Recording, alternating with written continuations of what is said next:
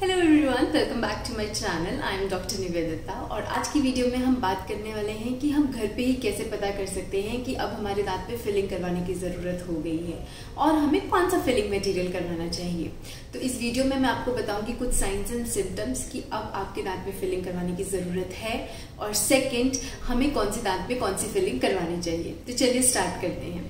तो सबसे पहले बात करते हैं कि घर पे कैसे पता चलेगा कि हमारे दांत में कीड़ा लग गया है और हमारे दांत में फिलिंग करवाने की जरूरत है। तो देखिए, नॉर्मली हमारे जो दांत के ऊपर पिट एंड फिशर्स होते हैं वो बिल्कुल क्लीन होने चाहिए, उन पे कोई भी कलर नहीं होना चाहिए। इन केस अगर आपके पिट एंड फिशर्स पे इस तरह के स्पॉट्स दिखते हैं या फिर इस तरह की फिशर्स में काली लाइन दिखती है, इसका मतलब कि आपके दांतों में कीड़ा लगना शुरू हो गया है और ये सबसे पहला साइन है आपके दांतों में फिलिंग करवाने का। अगर आपको दांतों में ये लाइन दिखती है या फिर ये स्पॉट्स दिखते हैं तो इसका मतलब कि आपके दांतों में फिलिंग की जरूरत है। सेकेंड, अगर आपके ऊपर से दांत बिल्कुल ठीक है लेकिन दो दांतों के बीच में काला दिखना शुरू हो गया है या दांतों के बीच में अब खाना फंसना शुरू हो गया है तो इसका मतलब है कि दोनों दांतों के बीच में कीड़ा लगना शुरू हो गया है और वहां पे फिलिंग की जरूरत है।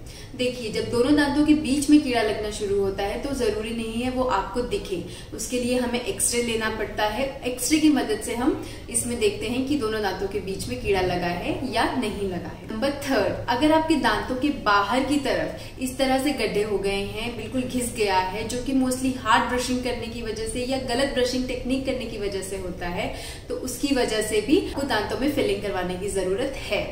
ये सब है और अगर आपके दांतों में सेंसिटिविटी बढ़ गई है तो प्लीज आप अपने दांतों में फिलिंग करवाने का सोचिए और डॉक्टर को एक बार दिखाइए।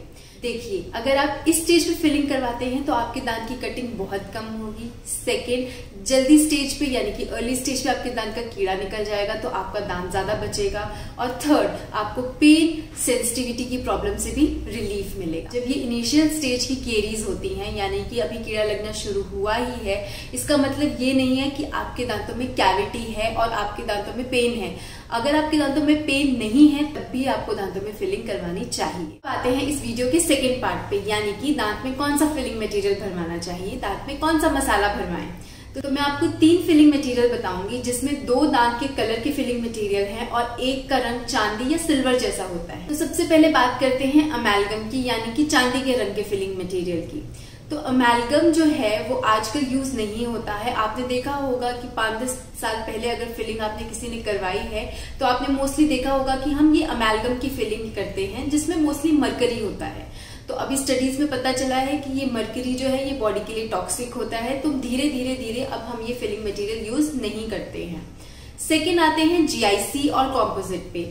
ये दोनों फिलिंग मटेरियल हैं दांत के कलर के। दोनों फिलिंग मटेरियल्स में थोड़ा कुछ डिफरेंस है जिसकी वजह से हम आगे के या पीछे के दांतों में डिफरेंट मटेरियल्स यूज करते हैं। अब बात करेंगे जीआईसी की। जीआईसी एक टूथ कलर्ड मटेरियल है लेकिन ये सिर्फ 1 या 2 शेड्स में अवेलेबल है, that is white and yellow. And mostly इसको हम पीछे के दांतों में ही करते हैं, आगे के दांतों में प्रेफर नहीं करते, या फिर बच्चों के दांतों में इसको किया जाता है। इस फिलिंग मटेरियल का एक फायदा है कि इसमें होता है फ्लोराइड, जो हमारे दांतों की रीमिनरलाइजेशन के लिए बहुत अच्छा होता है। अगर आप जीआईसी फिलिंग मटेरियल करवाते हैं तो दोबारा आपके दांत में कैविटी होने की यानी कि कीड़ा लगने के चांसेस बहुत कम हो जाते हैं। सेकेंड फिलिंग मटेरियल है कॉम्पोजिट। कॉम्पोजिट भी टूथ कलर्ड फिलिंग मटेरियल है जिसमें बहुत सारे शेड्स अवेलेबल हैं, like from light yellow to darkest of yellow and white. सारी शेड्स अवेलेबल हैं और आपके दांत के कलर की शेड्स अवेलेबल हैं। हम आपके दांत के कलर के अकॉर्डिंग टूथ मटेरियल की फिलिंग करते हैं। तो इससे हम मोस्टली आगे के दांतों में फिलिंग करते हैं ताकि दांत को देखने में अच्छा लगे और कॉम्पोजिट करवाने के बाद मोस्टली ऐसा पता नहीं चलता है कि आपने फिलिंग करवाई। अब इन दोनों की कॉस्ट की बात करें तो इसका कॉस्ट अराउंड 1000 to 2000 तक पड़ता है। जनरली बता रही हूँ, थोड़ा ऊपर और थोड़ा नीचे भी हो सकता है। जीआईसी कंपैरेटिवली थोड़ा सस्ता है कॉम्पोजिट से। अमेलगम की बात करें यानी कि चांदी वाले मटेरियल की बात करें तो वो अराउंड आपको 500 to 700 में मिल जाएगा, बट मोस्टली आजकल वो हम प्रेफर नहीं करते हैं।